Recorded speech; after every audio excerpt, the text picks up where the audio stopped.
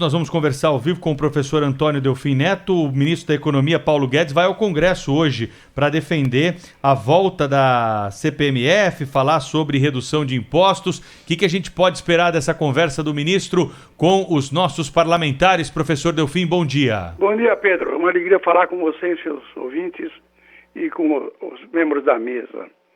Eu acho que ele vai ter que explicar, na verdade, o que é esse tal imposto sobre operações por internet, por operações financeiras de toda a natureza.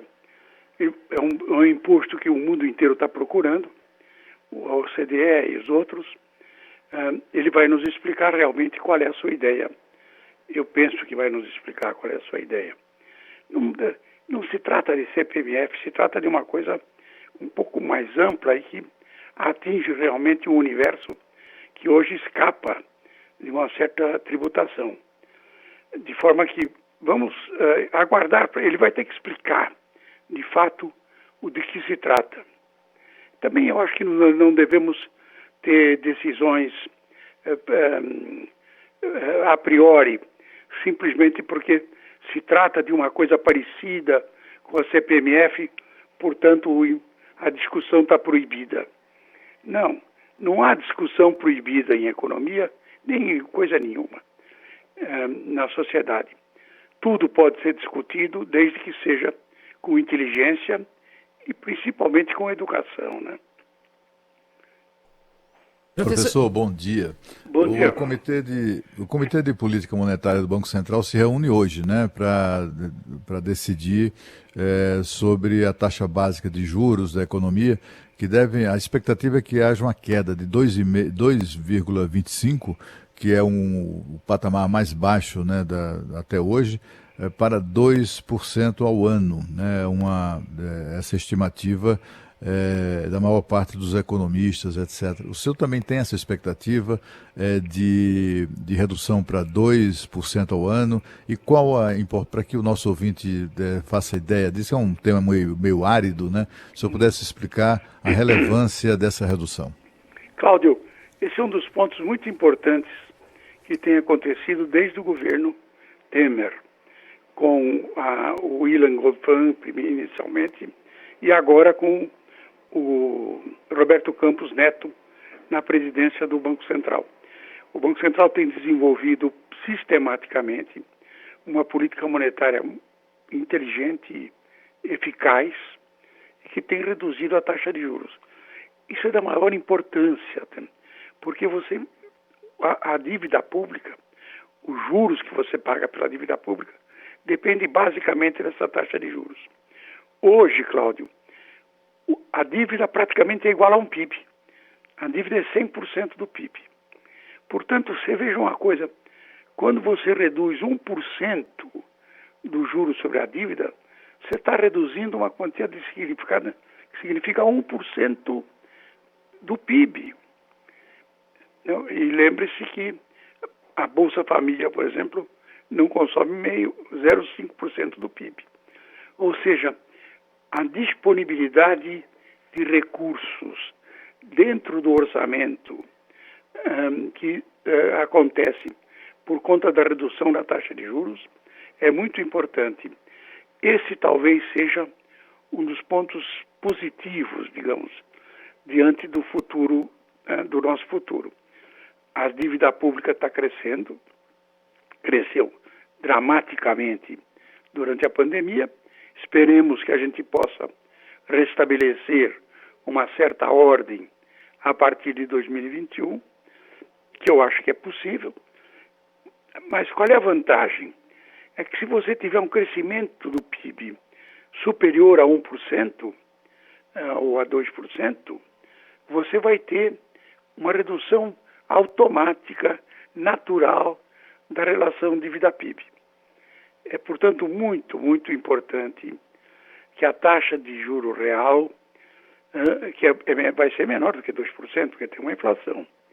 A taxa de juro real vai ser em torno de 1%, qualquer coisa como isso, porque ela garante que com pequena recuperação nós já entramos na direção correta de reduzir a relação dívida-PIB. essa é uma das coisas muito importantes, Cláudio, e que pode ser abalada se essa campanha sistemática para destruir o teto, para combater o teto, que está inclusive dentro de parte do governo, se confirmar. O primeiro resultado, no instante em que rompeu o teto, em que nós vamos abandonar o teto, será uma elevação da taxa de juros, seguramente e principalmente no prazo um pouco mais longo. Professor Delfim, com essa taxa agora, que hoje deve chegar a esse nível histórico de 2%, não é? Não tem investimento rendendo nada em lugar nenhum aqui no nosso país. Só acha que isso é suficiente para fazer com que a iniciativa privada se aventure mais em fazer investimentos na produção e não na aplicação no mercado financeiro? Thaís, o investidor olha duas coisas. Primeiro, qual é o crescimento do país? Quer dizer, ele não vai investir num país cuja perspectiva de crescimento é zero, porque não vai funcionar. E segundo, a garantia jurídica. Essa daí depende de duas condições. De um comportamento, digamos, principalmente do Supremo, de que não decidir monocraticamente, de que só tomar decisões pelo pleno, para que as pessoas saibam aonde estão, e a construção de agências de Estado independentes e capazes de garantir as condições do investimento. Sem isso, nós não vamos ter investimento em infraestrutura. Daí. Esse investimento em infraestrutura é que é necessário, porque ele era antes realizado pelo Estado, quando o Estado tinha recursos. Hoje o Estado não tem mais recursos. Professor, eu tenho uma dúvida que é o seguinte: a gente percebe que os discursos estão ficando mais otimistas em relação ao futuro da economia, né? Não só no Brasil, mas no mundo todo. As apostas ou as estimativas catastróficas, aos poucos vão cedendo lugar a números mais razoáveis, ou pelo menos menos trágicos, né, para nós. A Organização Mundial do Comércio, por exemplo, chegou a estimar lá em abril uma queda no comércio mundial de 13%, de acordo com alguns, enfim, havia uma divisão, né? Um escalonamento na própria OMC, de 13% a 32%, que seria a visão mais pessimista. E agora o diretor-geral da OMC está apostando nessa queda no cenário mais otimista, ou menos pessimista, de 13% da queda do comércio. O senhor acha que mantenha a estimativa de que aqui no Brasil, sobretudo no Brasil, né, estamos falando que nos interessa mais de perto, o impacto da crise na economia será mesmo tão grave quanto se temia no começo?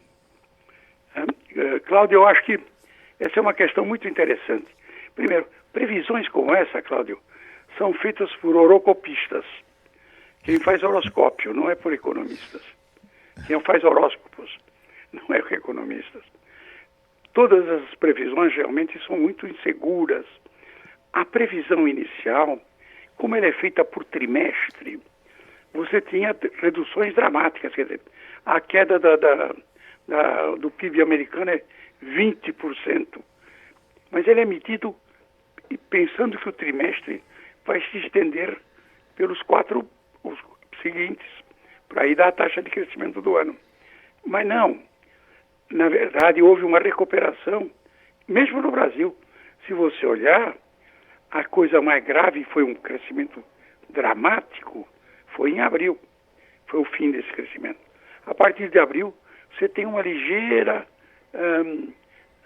ligeiro aumento. Ou seja, a queda de abril é parte do ano.